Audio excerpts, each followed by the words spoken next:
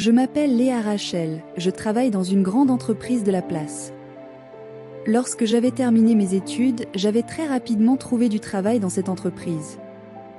Étant une jeune fille très travailleuse, respectueuse et disciplinée, je n'eus pas du mal à m'attirer l'admiration des chefs.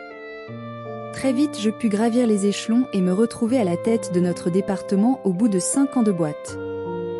Dans ma vie personnelle, les choses se passaient très bien également. Je vivais avec mon fiancé qui était mon premier homme, et nous étions en train de préparer notre mariage.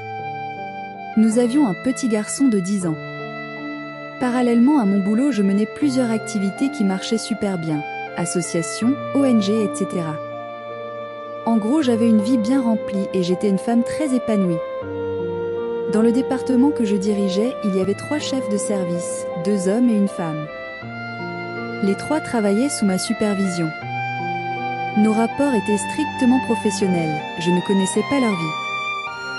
Cela n'excluait pas le fait qu'on puisse manger ensemble au bureau ou rigoler, mais nos rapports s'arrêtaient au boulot. Un jour, alors que j'avais mes menstrues, j'étais allée me changer dans les toilettes et j'avais soigneusement rangé la serviette sale dans une trousse que j'avais enfouie dans mon sac à main. Quelques minutes après, le directeur était passé me prendre dans le bureau pour aller assister à une réunion avec des partenaires. Comme il était déjà 14 heures, j'avais juste pris un bloc-notes, un stylo et la clé du bureau. J'avais demandé à mes collaborateurs de fermer le bureau en partant étant donné que chacun avait le double de clé du bureau. À la fin de la réunion à 18 heures, il n'y avait presque plus personne dans le bâtiment. J'avais décidé de me changer avant de rentrer pour ne pas me tacher vu tout le temps que j'avais déjà passé en salle de réunion. En allant dans les toilettes avec ma trousse, je me rendis compte que la serviette utilisée n'y était plus.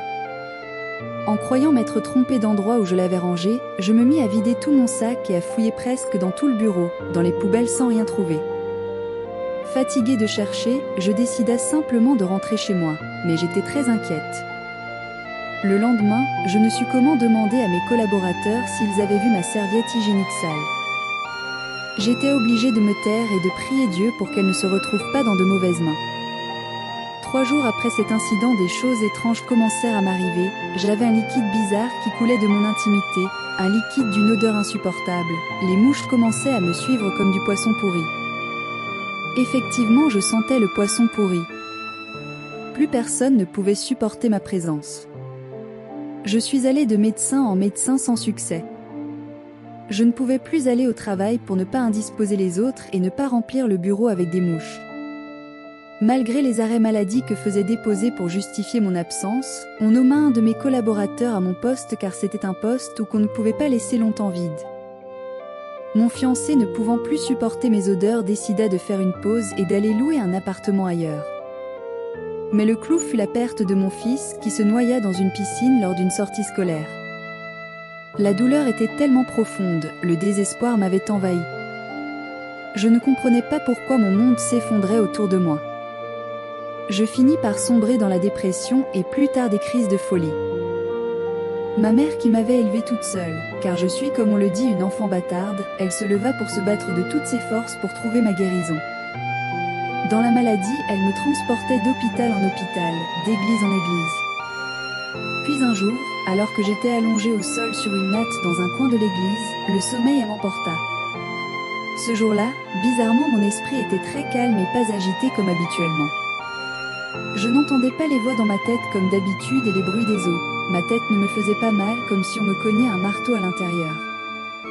Je me sentais calme et paisible à l'intérieur. C'était la première fois après 6 mois de maladie. Ce jour, je dormis de moi-même, sans l'aide d'aucun comprimé. Je me mis soudain à rêver. Je vis une femme qui s'approcha de moi et me tendit la main, mais je ne pouvais voir son visage.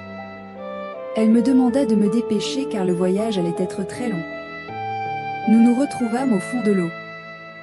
Effectivement, le voyage était long et je ne saurais décrire tout ce qui s'y passa.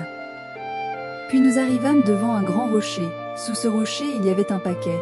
Elle m'ordonna de le prendre et de repartir avec sans me retourner. Elle me remit la torche indigène avec laquelle nous avions fait le voyage.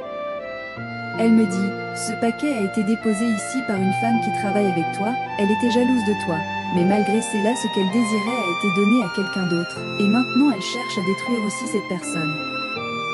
Mais j'ai besoin que tu fasses un choix entre la vengeance et la guérison. » Sans réfléchir, je dis, la guérison. Elle me dit, tu as fait le bon choix. Tu vas être rétabli et tu vas récupérer tout ce que tu as perdu. Seulement tu ne devras jamais te venger de qui que ce soit. Le jour où tu décideras de te venger, tu en payeras le prix fort. Tu devras laisser la nature et le temps s'en occuper. Je sortis de ce rêve qui semblait tellement réel et je me demandais ce que je faisais dans cette église. Je n'avais aucun souvenir de mes moments de maladie, mais je me souvenais de ma vie avant la maladie et de ce rêve que je raconta à ma mère et au pasteur qui conclut que j'avais été guéri miraculeusement. Un mois après ma guérison, je me pointa à mon travail. Je ne sentais plus mauvais, j'étais propre sur moi et bien soigné. Tous les collègues étaient contents de me revoir. Petit à petit, je repris du service, mais dans un autre département. Après 6 mois, on me nomma directrice. Mon ancienne collaboratrice tenta de se suicider parce qu'une vidéo de sa sextape avec un chef circulait dans l'entreprise. Au sortir de l'hôpital après sa tentative de suicide ratée, elle déposa sa démission et je n'eus plus jamais de ses nouvelles. Femme. Fais attention à toi, prête attention à tes affaires, ce monde est devenu tellement dangereux que l'on ne peut plus faire confiance autour de nous. Merci d'avoir regardé cette vidéo, je vous invite à liker, t'abonner et partager autour de toi pour prévenir les autres.